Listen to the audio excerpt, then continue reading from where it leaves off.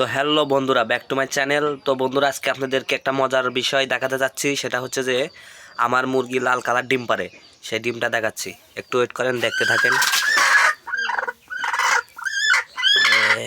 দাঁড়া দাঁড়া, এই যে দেখেন লাল কালার ডিম,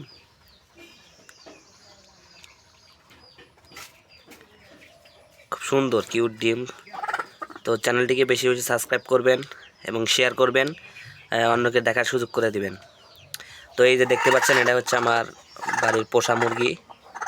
তো অনেকগুলো ডিম পেরেছিল, তো শখের বসে এগুলো অনেক মালা কিনে নিয়েছে। তো এটাও জড়ো হবে, আর 5-6টা হলে পরে ডিমগুলো ফুটাবো, দেখি কীরকম বাচ্চা ফোটে। তো দেখতেই পাচ্ছেন, নি দেখতেই পাচ্ছেন।